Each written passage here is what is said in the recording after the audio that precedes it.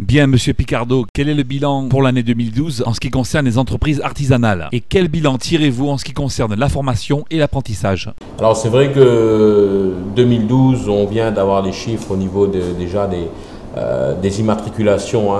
2012, au niveau du répertoire des métiers, on a eu moins d'immatriculations, mais disons qu'on s'attendait, puisque on est toujours dans cette crise économique et financière, avec par contre beaucoup plus. Et là, ça nous inquiète, beaucoup plus de radiation, puisque nous avons eu un taux de radiation très très important. On a battu des records, puisque on retrouve ce taux de radiation vraiment il y a une dizaine d'années. Donc ça veut bien dire que là aussi, beaucoup d'entreprises qui ont fermé, donc d'où notre inquiétude. Alors c'est vrai que nous, au titre de la Chambre de métiers, malgré tout, 2012, on a essayé d'accompagner nos entreprises au mieux que l'on pouvait, avec l'ensemble de nos outils, donc un accompagnement en termes de proximité, puisque nous avons demandé à l'ensemble de nos personnels d'être à côté des entreprises, sur le terrain, dans l'entreprise même, pour aller écouter les difficultés qu'elles peuvent rencontrer tous les jours et bien entendu de les offrir des outils, les outils qu'on a en tout cas à la Chambre de métiers, pour faire en sorte qu'elles les essayent de passer au mieux cette année 2012. Alors c'est vrai que au niveau des outils qu'on a en termes de proximité, déjà la cellule marché public qu'on a mis en place à la Chambre de métiers et sur lequel on a pu accompagner énormément d'entreprises, plusieurs centaines d'entreprises d'ailleurs, pour qu'elles puissent, je dirais, se positionner sur le marché et puissent avoir les marchés. Donc nous avons fait un bilan fin 2012, un bilan qui nous a paru intéressant puisque vu le nombre d'entreprises que nous avons accompagnées et le chiffre d'affaires que ces entreprises ont pu faire sur les marchés, nous laisse à penser qu'on a quand même sauvé énormément d'emplois et même voire créé d'autres emplois dans le secteur de l'artisanat. Alors c'est vrai aussi que sur cette année 2012, nous avons aussi accompagné nos entreprises vers la formation, puisque nous estimons qu'aujourd'hui une entreprise artisanale qui ne se forme pas est une entreprise qui est appelée à disparaître, puisque l'ensemble de nos métiers, que ce soit des formations techniques ou réglementaires, mais ce sont des métiers qui évoluent et sur lesquels on doit obligatoirement continuer à former. Donc beaucoup de formations qui ont été mises en place, plus de 350 000 heures de formation vis-à-vis de nos chefs d'entreprise, plus de 4 000 chefs d'entreprise ont participé à ces formations et ont pu, je dirais, acquérir d'autres compétences, encore plus de compétences en termes de savoir-faire. Un élément aussi qui reste important pour nous en termes de formation, c'est la formation initiale, donc vis-à-vis de nos jeunes. Là aussi, nous avons souhaité continuer à nous impliquer fortement dans l'apprentissage, puisque nous avons eu plus de 850 000 heures de formation en apprentissage sur plus de 80 activités à l'initiale, ce qui fait que là aussi, nous préparons nos futurs collaborateurs de demain, nos futurs chefs d'entreprise, futurs repreneurs d'entreprise. Donc là aussi, il y a un gros travail qu'on a fait sur cette année 2012 en termes de formation. Nous avons aussi en 2012 intensifié notre partenariat avec l'ensemble des financeurs de La Réunion, avec les banques de La Réunion, en installant la CIAJ, c'est une société qui garantit le prêt des entreprises. Donc un chef d'entreprise qui souhaite aujourd'hui avoir un financement en termes d'investissement par exemple, il n'aura plus à se porter garant lui-même, c'est-à-dire je dirais être obligé d'hypothéquer éventuellement ses biens et autres. Donc société de garantie dans lesquelles siègent oui, l'ensemble des chambres de métiers de France et aussi l'ensemble des banques nationales garantit le prêt de ces entreprises. Donc là aussi, c'est un appel que je fais d'ailleurs aux chefs d'entreprise qui ne connaissent pas encore cet outil pour leur dire, écoutez, c'est un outil qu'on est en train de faire la promotion depuis 2012 et on souhaite continuer à le faire en 2013. Vous avez aujourd'hui un outil qui vous permet vraiment de financer même la trésorerie si vous le souhaitez, puisqu'il y a une possibilité de financement de la trésorerie des entreprises de l'artisanat qui souhaitent vraiment s'en sortir sur cette année 2013. Et on sait très bien que le financement dans une entreprise est très importante pour qu'elle puisse s'en sortir. Donc ce sont des outils sur lesquels nous avons fait la promotion en 2012 et qu'on continuera à le faire pour cette année 2013. Après, nous avons aussi mis en place sur 2012 beaucoup de partenariats avec des professionnels, les professionnels du droit, hein, avec les avocats qui tiennent des permanences à la Chambre de métier et qui reçoivent des artisans qui souhaitent aujourd'hui pouvoir poser des questions à un avocat sur un sujet qui concerne son entreprise ou lui-même personnellement et avoir une réponse.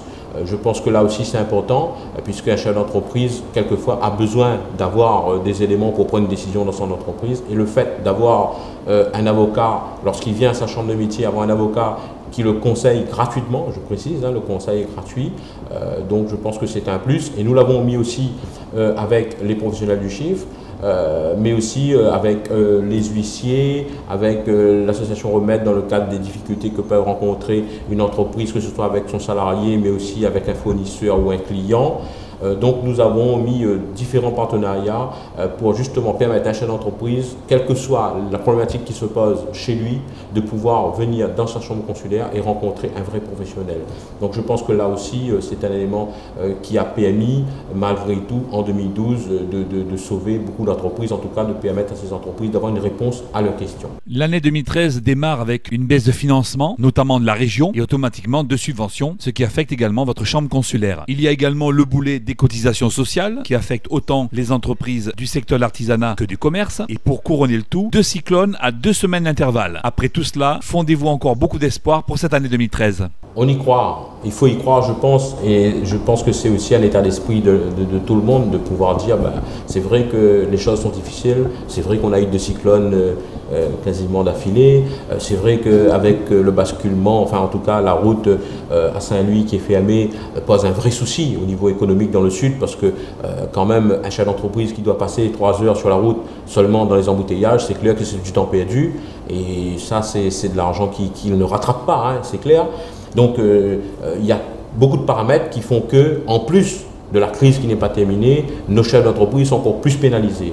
Mais vous savez, un chef d'entreprise, c'est celui qui se bat tous les jours pour pouvoir faire bouillir la marmite.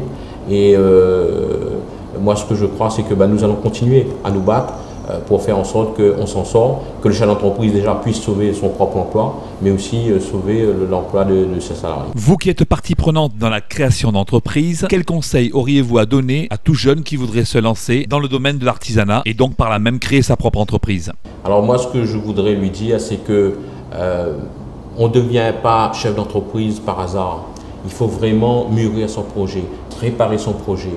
Et puis connaître aussi le monde économique, se renseigner dans le secteur dans lequel il va venir pour être sûr qu'il puisse vraiment, quand il vient, faire vivre son entreprise. Parce qu'on peut avoir une opportunité, c'est une chose, mais après, il faut avoir les compétences, il faut avoir le savoir-faire et il faut connaître le secteur économique. Donc moi, ce que je peux dire, c'est que bien entendu, on est toujours content d'avoir un chef d'entreprise de plus, mais encore faut-il qu'il ait bien maîtrisé son environnement pour être sûr de pouvoir, je dirais, vivre de son activité. Concernant la demande conjointe que vous avez formulée auprès de l'État avec M. Ibrahim Patel de la Chambre de commerce et de l'industrie de La Réunion, pour ce qui est d'un différement du paiement des cotisations sociales, voire même un dégrèvement de celles-ci, qu'avez-vous obtenu comme réponse des services de l'État?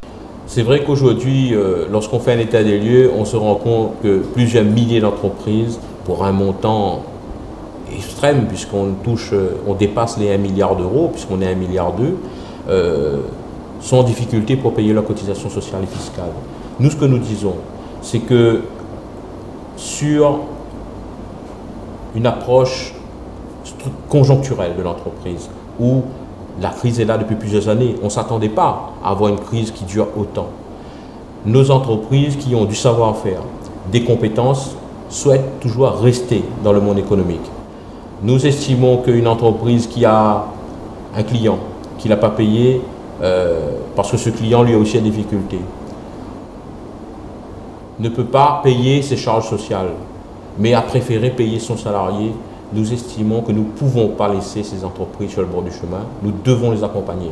Donc c'est dans ce cadre-là que nous avons demandé effectivement au gouvernement de tenir compte des difficultés de ces entreprises et de laisser souffler un peu pour qu'ils puissent payer, parce que c'est des gens qui veulent payer. Personne n'est venu nous voir pour nous dire qu'ils ne veulent pas payer. La seule chose qu'ils disent, ils veulent payer, mais qu'on leur donne au moins un peu de temps pour pouvoir payer ces cotisations sociales et fiscales qui, de toute façon, si l'entreprise ferme, sera perdue pour l'ensemble des caisses.